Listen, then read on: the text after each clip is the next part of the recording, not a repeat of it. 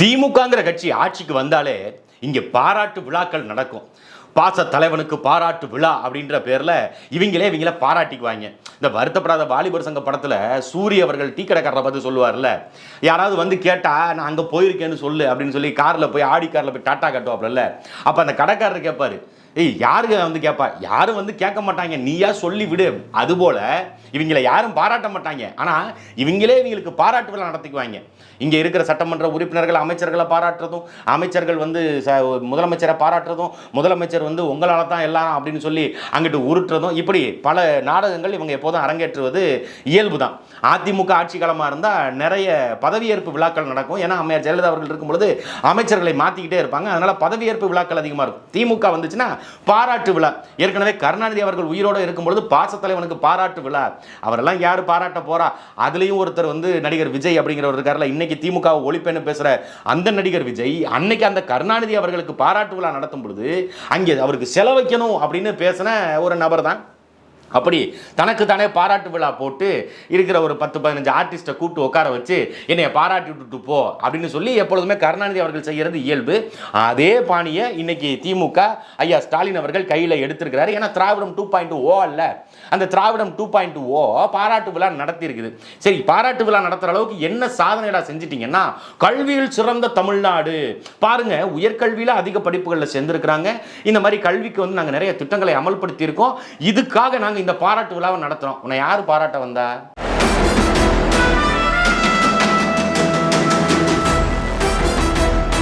அனைத்துறவுகளுக்கும் அசுரனின் வணக்கம். தமிழ்நாடு அரசாங்கம் புதுமை பெண் திட்டம் தொடக்க விழா, தமிழ் புதல்வன் திட்டத்தினுடைய தொடக்க விழா, இந்த மாதிரி கல்வியில் நிறைய புரட்சியை ஏற்படுத்தி புரட்டாசி மாசத்துல புழுதி கிளம்புற அளவுக்கு மிகப்பெரிய புரட்சியை தமிழ்நாடு அரசாங்கம் நடத்திக்கிட்டு இருக்குதுங்க. அதை பாராட்டும் விதமாக தெலுங்கானாவினுடைய முதலமைச்சராக இருக்கிற ரேவந்த் ரெட்டி அவர்கள் தமிழ்நாட்டுக்கு வந்து தமிழ்நாட்டினுடைய இந்த திட்டங்களை எல்லாம் பாராட்டி வாழ்த்தி பேச போறாருங்க.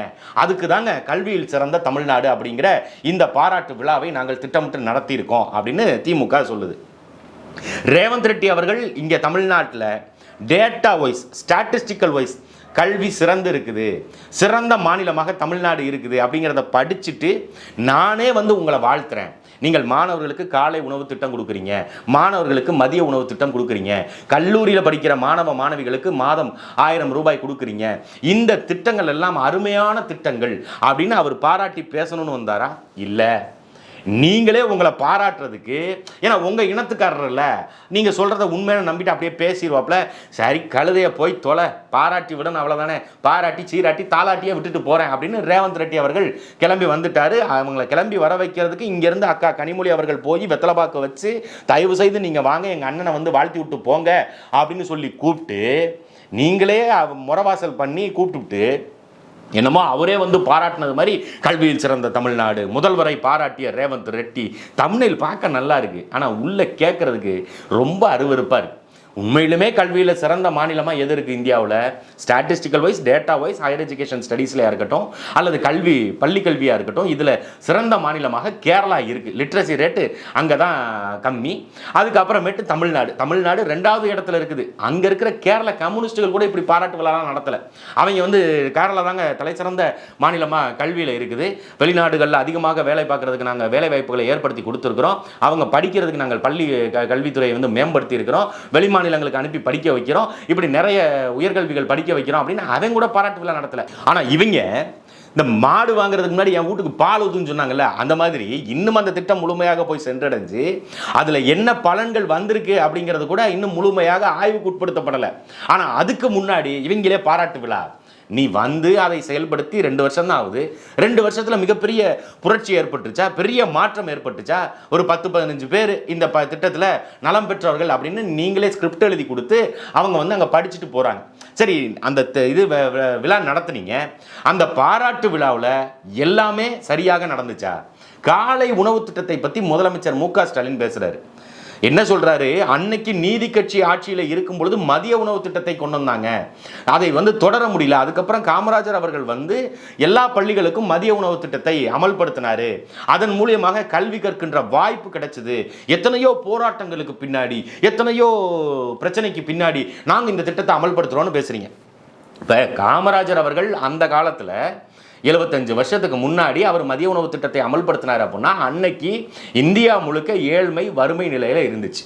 அன்னைக்கு கல்வி யாருக்குமே போய் சேரலை. அவங்களுக்கு வந்து ஒருவேளை மாடு மேய்ச்சாலோ இல்லை மற்ற வேலைகள் பார்த்தா தான் ஒருவேளை சோறு அப்படிங்கும் பொழுது அன்னைக்கு பள்ளி கல்வியில் கற்கக்கூடிய மாணவர்கள் பள்ளிக்கு வராமல் அந்த தேவையை நோக்கி போனாங்க. அதை நேரடியாக பாதிப்பை உணர்ந்த காமராஜர், நான் சாப்பாடு போடுறேன், நீ பள்ளிக்கூடத்துக்கு வா, நான் பள்ளிக்கூடத்துக்கு வர்றேன், சீருடை இல்லை, நான் சீருடை தர்றேன், பள்ளிக்கூடத்துக்கு வா, நோட்டு புத்தகம் இல்லை, நான் நோட்டு புத்தகம் தர்றேன், பள்ளிக்கூடத்துக்கு வா, படி, எப்படியாவது படி அப்படின்னு காமராஜர் அவர்கள் படிக்க வச்சார். அன்னைக்கு ஏழ்மை வறுமை நிலை இருந்துச்சு. 75 ஆண்டு காலம் திராவிட மாடல் ஆட்சி போல உண்டுமா? கருணாநிதி ஆட்சி, அண்ணா ஆட்சி, எம்ஜிஆர் ஆட்சி, ஜெயலலிதா ஆட்சி, எடப்பாடி பழனிசாமி ஆட்சி, ஓ பன்னீர்செல்வம் ஆட்சின்னு இத்தனை பேர் ஓன்னு ஆட்சி செஞ்சிருக்கீங்க.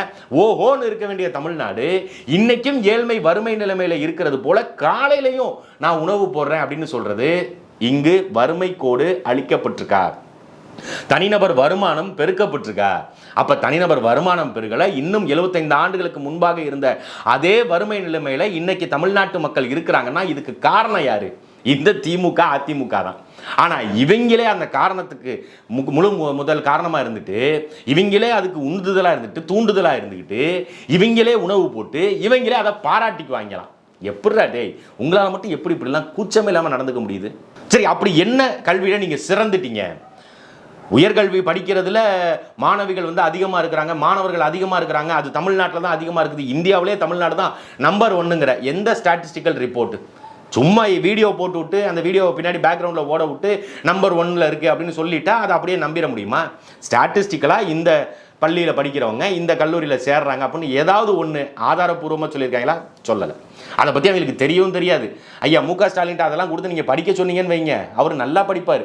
ஏற்கனவே கற்பித்தல் அப்படின்னு படிக்க சொன்னதுக்கே கற்பழித்தல்னு படித்தவர். அவர் எப்படி இதெல்லாம் போய் படித்து டேட்டா வைஸ் புள்ளி விவரங்கள்லாம் சொல்லி அவர் பெரிய புலனாய்வு புலி போல எல்லாத்தையும் எப்படி விளக்குவாப்ல? சரி, அதை விட்டுருங்க. காலை உணவு திட்டத்தை நீங்கள் அதை அமல்படுத்துனீங்க, அதுக்கு வந்து மாணவர்களையும் கூப்பிட்டு அவங்க பெற்றோர்களையும் கூப்பிடுறீங்க. பெற்றோர்கள் சொன்ன காரணம் என்ன? அதில் ஒரு மாணவன் சொல்கிறான், நான் வந்து எங்கள் வீட்டில் அம்மாலாம் சமைச்சு வச்சுருவாங்க, ஆனால் நான் காலையில் சாப்பிட மாட்டேன், நான் பள்ளிக்கூடத்துக்கு போயிடுவேன், நானும் இப்போ அங்கே போய் நான் சாப்பிட்றேன் அப்படின்னு சொல்கிறான். அப்போ உணவு அவங்க சமைக்க முடியாமலாம் இல்லை, அவங்க சமைக்க முடியும், ஆனால் அவர்களுக்கு வறுமை, அவங்க வேலை வேட்டைக்கு போகணும், அவங்க வேலைக்கு போனால் தான் அடுத்த வேலை சாப்பாட்டுக்கு அவங்க உழைக்க முடியும் அப்படிங்கிற நிலைமையில வச்சது நீங்கள். ஆனால் அதையே ஒரு பெருமையாக அவங்கள மேடையில் கூப்பிட்டு பேச சொல்கிறீங்க.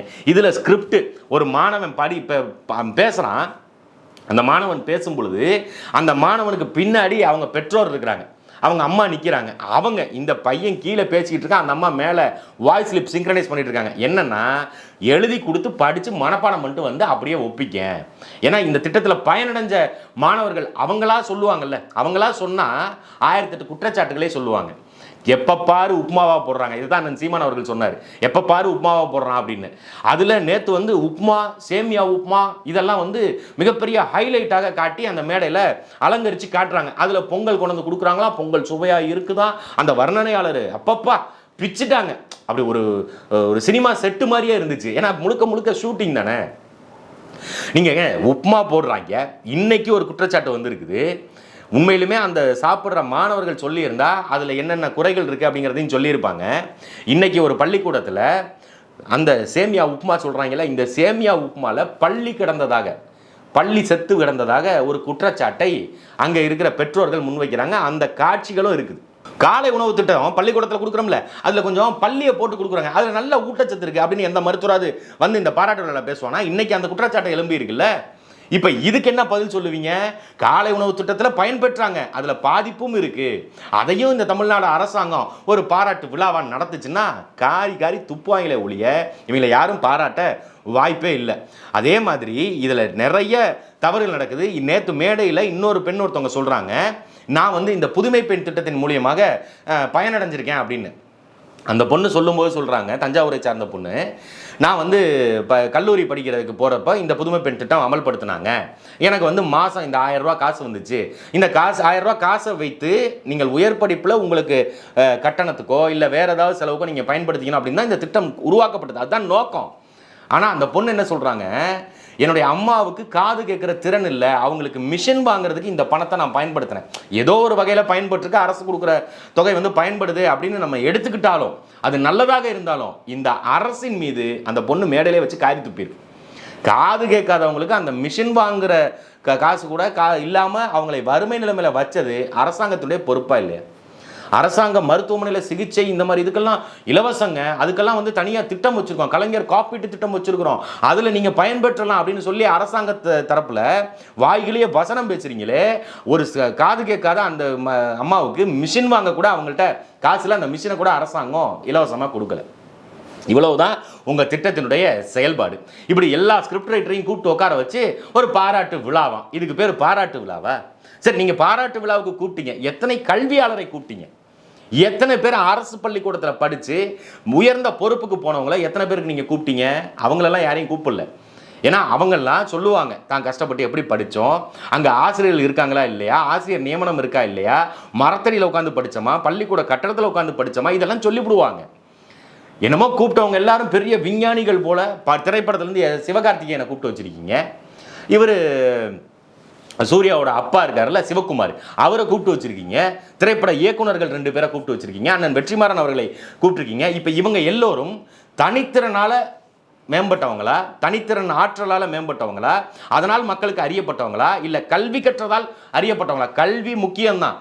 அந்த மேடையில் வந்து பேசுகிறவங்க கல்வி முக்கியம் இல்லைன்னு சொல்லுவாங்க, சச்சின் டெண்டுல்கரை உதாரணம் சொல்லுவாங்க, இவங்களை உதாரணம் சொல்லுவாங்க. நீங்கள் எதையுமே எடுத்துக்காதீங்க, இளையராஜா உதாரணம் சொல்லுவாங்க, அவங்களெல்லாம் எடுத்துக்காதீங்க, நீங்கள் வந்து படிக்கணும் அப்படின்னு. படிக்கிறது கல்வி முக்கியம்தான். ஆனால் கல்வி மட்டுமே ஒருத்தனை உயர்ந்த அளவுக்கு கொண்டு போகுமானா இல்லை. தனித்திறன் செயல்பாடுகள், தனித்திறன் கல்வி, அதை ஊக்கப்படுத்தணும். அதுக்கு இந்த அரசாங்கம் என்ன செஞ்சிருக்கு? ஆனால் அங்கே உட்காந்துக்கிட்டு பேசுகிறாங்க. அப்போ நீங்களாம் எங்கேருந்து வந்தீங்க? தனித்திறன் ஆற்றலால் தான் இவர்கள் எல்லோருமே அறியப்பட்டவங்களாக இருக்கிறாங்க. அப்போ கல்வியும் முக்கியம், தனித்திறன் ஆற்றலும் முக்கியம், அப்படித்தான் பேசியிருக்கணும். ஆனால் வேணும்னே விமர்சனம் பண்ணணும், இதை விவாதத்துக்கு உட்படுத்தணும் அப்படிங்கிறதுக்காக இப்படி ஒரு ஸ்டேட்மெண்ட்டை சொல்லிட்டு அவங்க கிளம்பி போயிட்டாங்க. அப்படி எத்தனை கல்வியாளர்களை நீங்கள் கூப்பிட்டு உட்கார வச்சு பாராட்டு விழா நடத்துனீங்க? எந்த கல்வியாளரும் இதை வந்து கேள்வி தான் கேட்பான். இன்றைக்கும் காலை உணவு திட்டம் போட்டு, மதிய உணவு திட்டம் போட்டு 1000 ரூபாய் மாணவர்களுக்கு கொடுத்து அப்போ தான் அவங்க படிக்கிற நிலைமையில் இருக்குன்னா கல்வி இங்கே வியாபாரமாக மாற்றப்பட்டது அப்படிங்கிறத கல்வியாளர்கள் சொல்லுவாங்கல்ல, கல்வி கற்றவர்கள் சொல்லுவாங்கல்ல. இலவச கல்வி தான் இருக்கணும், ஆரம்ப கல்வி முதல் ஆராய்ச்சி கல்வி வரை இலவசமாக கல்வியை கொடுக்கணும். ஆனால் இலவசமாக கல்வியை கொடுப்பதற்கு இந்த அரசாங்கம் தயாராக இருக்கா? கேட்டால் அரசு பள்ளியில் இலவசமாக தான் இருக்குது. உங்கள் அரசு, நீங்கள் விழா நடத்துறீங்கல்ல, கல்வியில் சிறந்த தமிழ்நாடு அப்படின்னு, உண்மையிலுமே கல்வியில் சிறந்த தமிழ்நாடுன்னு விழா நடத்துறதுக்கு பதிலாக அரசு பள்ளிகளை மூடு விழா அப்படின்னு நீங்கள் நடத்துங்க. 207 பள்ளிக்கூடங்களை தமிழ்நாடு அரசு பள்ளி கல்வித்துறை மூடி வச்சிருக்குது. எங்களால் நடத்த முடியல, மாணவர்கள் சேர்க்கை இல்லைன்னு. அரசு பள்ளிக்கூடங்களில் மாணவருடைய சேர்க்கை ஏன் கம்மியாச்சு? காலை உணவு திட்டம் போட்டதுக்கு அப்புறமேட்டு காலையில் வர்ற மாணவருடைய எண்ணிக்கை, பள்ளிக்கூடத்துக்கு வர்ற மாணவருடைய எண்ணிக்கை அதிகமாயிருச்சுங்கிறீங்க. ஆனால் அரசு பள்ளிக்கூடங்களுக்கு வரக்கூடிய மாணவருடைய எண்ணிக்கை கம்மியாச்சே, அதுக்கு காரணம் என்ன? அரசினுடைய கல்வி திட்டம் சரியில்லையா? இல்லை அங்கு சரியான ஆசிரியர்கள் இல்லையா? ஆசிரியர்களுக்கு சரியாக சம்பளம் கொடுக்காதனால ஆசிரியர்கள் சரியாக பாடம் நடத்துறது இல்லையா? இப்படி எந்த கேள்விக்கு இவங்க பதில் சொல்லுவீங்க? பள்ளிக்கூடங்களை மூடிடுறீங்க, ஆசிரியர்களுக்கு சம்பளம் கொடுக்கறது இல்லை, பகுதி நேர ஆசிரியர்களை வேலைக்கு எடுத்து அவர்களை நிரந்தர பணிக்கு கொடுக்குறேன்னு சொல்லி அவங்கள ஒரு பக்கம் ஏமாற்றிக்கிட்டு இருக்கீங்க. இதில் என்ன சிறந்த தமிழ்நாடு, கல்வியில் சிறந்த தமிழ்நாடு? கல்வி கூடங்கள் முதல்ல ஒழுங்காக இருக்குதா? கல்வி நிலையங்கள் ஒழுங்காக இருக்குதா? 9 மாதத்துக்கு முன்னாடி கட்டின ஒரு பள்ளிக்கூட கட்டடம் 3 நாளைக்கு முன்னாடி துறையூரில், திருச்சி மாவட்டம் துறையூரில் அரசு பள்ளிக்கூட கட்டடத்தினுடைய மேற்கூரை இடிஞ்சு விழுந்துருச்சு. இந்த கட்டமைப்பில் வச்சுக்கிட்டு நீ கல்வியில் சிறந்த தமிழ்நாடு வெக்கமே இல்லாமல் கூட்டம் போட்டு பாராட்டு விழா நடத்துறீங்கள. சாப்பாடு தான் சாப்பிட்றீங்களா, சோத்தில் உப்பு போட்டு திங்கிறீங்களா இல்லையா? அதே போல் இன்னொரு பயனாளர்னு சொல்லி இவங்க மேடையில் ஏற்றின ஒரு பையன், அவனும் காரி தான் துப்பியிருக்கான், மணிவாசகம் அப்படிங்கிற பையன். அந்த பையன் வந்து நான் வந்து மருத்துவர் ஆகணுங்கிறது என்னுடைய கனவு, நான் இப்போ மருத்துவத்தில் சேர்ந்துருக்கிறேன், அரசு பள்ளியில் தான் படித்தேன், இப்போ நான் மருத்துவத்துறையில் சேர்ந்துருக்கிறேன், அதுக்கு வந்து இந்த திட்டம் பயனாக இருக்குது அப்படின்னு சொல்லிட்டு எங்கள் அம்மா வந்து என்னை கஷ்டப்பட்டு படிக்க வச்சாங்க, இந்த மாதிரி துப்புரவு பணி செஞ்சாங்க, அவங்க எல்லா வீட்டுக்கும் போய் பாத்திரம் வச்சு கொடுத்து அதில் வந்த காசில் தான் என்னை படிக்க வச்சாங்க அப்படின்னு சொல்லி அந்த பையன் சொல்கிறான். துப்புரவு பணிக்கு போய் வீட்டில் வந்து பாத்திரம் தேய்ச்சி அந்த காசில் தான் அவங்கள படிக்க வச்சாங்க அப்படின்னா அப்போ அரசு படிக்க வைக்கலை, அரசு அந்த அளவுக்கு எந்த செயல்பாடும் செய்யலை. அதில் முதல்வர் குறுக்கிட்டு பேசுகிறாராம். ஏன்னா அவருக்கு வந்து டக்குன்னு அப்படி ஃப்ளோவில் அந்த பையன் வந்து தப்பு பண்ணிட்டாராம். இவர் பெரிய நக்கீரர், இவர் தமிழில் எந்த தப்பும் பண்ண மாட்டார், 86 9 எவ்வளோன்னு கேட்டால் 97ன்னு சொன்ன ஆள், பதனி இனிப்பாக இருக்குங்கிறது தெரியாமல் அதில் சக்கரை போட்டிருக்கான்னு சொன்ன ஆள், கற்பித்தல்ங்கிறத கற்பழித்தல்னு படித்த ஆள் அவர் பேசுனதில், மணிவாசகம்ன்ற பையன் பேசுனதில் இவர் குற்றத்தை கண்டுபிடிக்கிறாராம். நெற்றிக்கண் திறப்பனும் குற்றம் குற்றமே அப்படின்னு சொல்லிட்டு துப்புரவு பணி இல்லைங்க, அது தூய்மை பணி. அதுதாங்கய்யா தூய்மை பணின்னு திருத்தி இருக்கிறாரா முதலமைச்சர். அந்த பையனும் அப்படின்னு சரின்னு சிரிச்சுக்கிட்டானா. டேய், தூய்மை பணின்னு சொல்கிறீங்க சரி, அந்த தூய்மை பணியாளர்களுக்கு காலையில் உணவு திட்டம்னு சொல்கிறீங்களே, அப்போ தூய்மை பணியாளர்கள் கூட காலையில் சமைச்சு சாப்பிட முடியாத சூழ்நிலையில் நீங்கள் வச்சுருக்கீங்களா? தூய்மை பணியாளர்கள்னு பேர் மாற்றினியே, அவங்களுக்கு சோறு வச்சியாங்கிற மாதிரி தூய்மை பணியாளர்களுக்கு நிரந்தர வேலை வாய்ப்பு கேட்டு, அரசு வேலை கேட்டு அவங்க போராடினாங்கல்ல, அவங்களுக்கு வேலை வாய்ப்பை கொடுத்தியா? தனியாருக்கு தானே போகணும், நீ தனியார்கிட்ட தான் வேலை செய்யணும், தனியார் உங்களுக்கு கவசங்கள் கொடுத்துருவாங்க, உடைகள் கொடுத்துருவாங்க, பிஎஃப் அமௌண்ட் கொடுத்துருவாங்க, போனஸ் கொடுத்துருவாங்க, அவங்க காலையில் சோறு போட்டுருவாங்க அப்படின்னு தான் சொன்னியே ஒழிய, நீங்கள் என்ன செஞ்சீங்க? அவர்களுக்கு நிரந்தர பணி கொடுத்து அவர்களுக்கு அரசு சம்பளம் கொடுத்தீங்களா? அப்போ அந்த இடத்துல அந்த மாணவனும் காரி தான் துப்பியிருக்கான் இந்த அரசாங்கத்தை. இப்படி எல்லாத்தையும் துப்புனாலும் தொடச்சுக்குவோம், எங்களுக்கு அதெல்லாம் தேவையில்லை. ரேவந்த் ரெட்டி காரு வந்திருக்காரு, ரேவந்த் ரெட்டி காரு என்ன சொல்றாரு அதை மட்டும்தான் நாங்கள் கேட்போம். அதில் இவரை பார்த்து, ஐயா ஸ்டாலினை பார்த்து ரேவந்த் ரெட்டி அவர்கள் மகளிர் விடியல் பயணத்தை அங்கே தெலுங்கானாவில் தொடங்கி இருக்கிறாரு. அடுத்து நீங்கள் என்ன நல்ல திட்டம் செஞ்சாலும் அதை நாங்கள் எடுத்து அப்படியே செய்கிறோம். அதே தெலுங்கானாவில் ஐயா ஸ்டாலின் அவர்களுக்கு நம்ம ஞாபகப்படுத்தணும், அதே தெலுங்கானாவில் அதே ரேவந்த் ரெட்டி சாதி வாரி கணக்கெடுப்பு நடத்துகிறாப்புல. அதே இதை ஐயா ஸ்டாலின் அவர்கள் பின்பற்றி தமிழ்நாட்டில் சாதி வாரி கணக்கெடுப்பு நடத்துவீங்களா? தெலுங்கானாவில் நடத்துறது மாதிரி ரேவந்த் ரெட்டி சும்மா பேச்சுக்கு இங்கே சொல்லிட்டு போயிருக்கிறாப்புல, சரி பார்த்துக்குவோங்க அப்படின்னு சொல்லிட்டு போயிருக்கிறாரு. சரி செய்வோம், இங்கே செய்கிற நல்ல திட்டங்களை அங்கேயும் செய்வோம், காலை உணவு திட்டத்தை அங்கே அமல்படுத்த பார்க்குறேன் அப்படின்னு சொல்லிட்டு போயிருக்காரு. அவர் செய்வாப்லையா? செய்ய மாட்டாப்ல. ஏன்னா தெலுங்கானாவில் இருக்க மானம் உள்ளவன். நீ ஒருவேளை சோறு போட்டு தான் நான் படிக்கிற நிலைமையில் என்னை வறுமை நிலைமையில் வச்சிருக்கேன்னா நீ தாண்டா பதவி விலகணும்னு சட்டையை கோத்து பிடிச்சி செருப்பால் அடிப்பான் அங்கே தெலுங்கானாவில் இருக்கவன். ஆனால் தமிழ்நாட்டில் காலையில் உணவு போட்டோன்னு சொல்லிட்டா போதும், 500 ரூபா 1000 ரூபா காசு கொடுத்துட்டேன்னு சொன்னால் போதும், இலவசமாக பேருந்து கொடுத்துட்டேன்னு சொன்னால் போதும், மக்கள் நம்பி அப்படியே வாக்களிச்சிருவாங்க. இந்த மாதிரி ஒரு 10-15 ஆர்டிஸ்ட்டு துணை நடிகர்கள்லாம் கூப்பிட்டு உட்கார வச்சு அவங்க எல்லாரும் இவங்களை பாராட்டுற மாதிரி சொல்லிட்டா, அப்போ எவ்வளோ பெரிய ஸ்கீமை வந்து தமிழ்நாடு கொண்டு வந்துருக்குது. இது கல்வியில் மாபெரும் புரட்சி. கல்வியில் புரட்சி ஏற்படுத்தணும்னா கல்வியினுடைய தரத்தை மேம்படுத்தணும், கல்வி நிலையங்களை மேம்படுத்தணும், ஆசிரியர்களுடைய தரத்தை மேம்படுத்தணும். ஆனால் அதையெல்லாம் விட்டுட்டு நாங்கள் வந்து பார்த்தீங்கன்னா தொழில் கல்வி நீங்கள் கற்றுக்கிறதுக்காக நான் முதல்வன் ஒரு திட்டத்தை அமல்படுத்தியிருக்கோம். அதில் எவ்வளோ பேர் வேலைக்கு போயிருக்காங்க. அதில் ஒரு பயனாளி ஒரு பெண் ஒருத்தவங்க பேசுகிறாங்க, இந்த மாதிரி என் வீடு வந்து மழை பெஞ்சதுன்னா தண்ணி ஒழுகும், அப்போ நான் வந்து இன்றைக்கி ஒரு வேலையில் பிளேஸ் ஆகிருக்கேன் அப்படின்னா நான் முதல்வன் திட்டத்தின் மூலியமாக தான் நான் பிளேஸ் ஆகிருக்கேன் அப்படின்னு அந்த பொண்ணு சொல்லியிருக்கிறாங்க. உண்மையிலுமே அந்த பொண்ணுக்கு நம்ம வாழ்த்துறோம், பாராட்டுறோம், நல்ல வேலையில் சேர்ந்துருக்கீங்க, நல்லா செய்யுங்க. ஆனால் இந்த அரசாங்கத்தில் ஒரு கேள்வி கேட்குறோம். நான் முதல்வன் திட்டத்தில் பயனாளி இருக்கிறாங்க, அவங்க பயன்பெற்று படித்து முடித்து கல்வியிலையோ தொழிலையோ மேம்பட்டு அவங்க அரசு வேலைக்கு போகிறாங்களா? தனியார் வேலைக்கு ஆள் பிடிச்சி கொடுக்குறதுக்கு நீங்கள் ஏன் இவ்வளவு கங்கணம் கட்டி வேலை பார்க்கணும்? தூய்மை பணியாளராக தனியாருக்கு போங்க, டிரான்ஸ்போர்ட் போக்குவரத்து தொழிலாளராக நீங்கள் தனியாருக்கு உங்களை கொடுக்க போகிறோம். எந்த பணியாக இருந்தாலும் தனியாக இருக்குது, குடிநீர் தனியாக இருக்குது, சாலை போக்குவரத்து தனியாக இருக்குது, எல்லாத்தையுமே நீங்கள் தனியாருக்கு கொடுத்துருவோம், தனியாருக்கு நீங்கள் வேலைக்கு போங்க அப்படின்னா அரசாங்கத்தினுடைய வேலை என்ன? ஒரு தொழில் நிறுவனத்தை அரசாங்கமே நடத்துச்சுன்னா இந்த தொழில் முதலீட்டாளர்கள் இந்த தொழிலிருந்து வெளில வர்றாங்களே, தொழிற்கல்வி படிச்சுட்டு நான் முதல்வன் திட்டத்தில் அவங்க எல்லாத்துக்கும் அரசு வேலை வாய்ப்பே கொடுக்கலாமே, ஏன் அதெல்லாம் கொடுக்கல? ஏன்னா அரசுக்கு அதெல்லாம் செய்கிறது வேலை இல்லை. அப்படித்தான் இந்த திமுக செஞ்சுக்கிட்டு இருக்கு. அப்படி திட்டங்களை சும்மா பேர் வச்சு இந்த மக்களை ஏமாத்துற வேலை தான் திமுக செய்யுதே ஒழிய உண்மையிலுமே இதனால் ஏதாவது ஒரு பயன் இருக்கா, ஏதாவது ஒரு பிரயோஜனம் இருக்கா அப்படின்னா ஜீரோ. கல்வியின் தரத்தை மேம்படுத்தணும், மாநில பட்டியலுக்கு கல்வியை கொண்டு வரணும், அதை வைத்து இங்கே கல்வி நிலையங்களை மேம்படுத்தணும், கல்லூரிகளை மேம்படுத்தணும். ஆனால் அதை எல்லாத்தையும் மூடி மறைச்சிட்டு மாடர்ன் ஸ்கூலை அறிமுகப்படுத்தி இருக்கிறோம், ஸ்மார்ட் கிளாஸ் அறிமுகப்படுத்தி இருக்கிறோம், பஞ்சாபை பார்த்து பாவடிவத்தில் மாணவர்களை உட்கார வைக்க போகிறோம் அப்படின்னு இப்படி விளம்பர அரசியல் தயவு செய்து செய்யாதீங்க. உருப்படியாக ஏதாவது செய்யணும்னா கல்வித்துறையை மேம்படுத்துங்க. அதில் கல்வித்துறை அமைச்சர் அன்பில் மகேஷ் பொய்யாமொழி, உதயநிதி ஸ்டாலின், கீதா ஜீவன் இவங்க எல்லாரும் பங்கேற்றுக்கிட்டாங்களா. மாணவர்கள் மேடையில் பேசுறதை கேட்டு நெகிழ்ந்து போய் நிகழ்ச்சியின் உச்சத்தில் கண்ணில் தண்ணி வச்சுண்டால் தெரியுமா அப்படின்னு இது ஒரு விளம்பரம். இவங்க அழுதுட்டாங்க. கண்கலங்கிய அன்பில் மகேஷ், கண்கலங்கிய உதயநிதி, கண்கலங்கிய கீதா ஜீவன். நீங்கள் கண்ணு கலங்குறீங்களோ இல்லையோ உங்களெல்லாம் பார்த்து எங்களுக்கு கலங்குதுடா, அடிவயிரெலாம் கலங்குது. இவ்வளவு நாடகமா, இவ்வளவு நடிப்பா? அவங்க அவ்வளவு ஏழ்மை வறுமை நிலைமை இருக்கிறதுக்கு காரணம் நீங்கள் ஆண்ட ஆட்சி. உங்களுடைய 4 ஆண்டு கால ஆட்சியை தான் அந்த மாணவர்கள் மேடல் நின்று காரி துப்பிட்டு போயிருக்கிறாங்க. இப்படி ஒன்றுமே செய்யலை, இதெல்லாம் இப்போ தான் செய்கிறீங்க. 75 ஆண்டு காலம் ஆண்டு முடிச்சுட்டு இன்னமும் சோறு போடுறத பெருமையாக பேசிட்டு இருக்கீங்களேன்னு காரி துப்பியிருக்காங்க. கொஞ்சமாவது திருந்துங்க.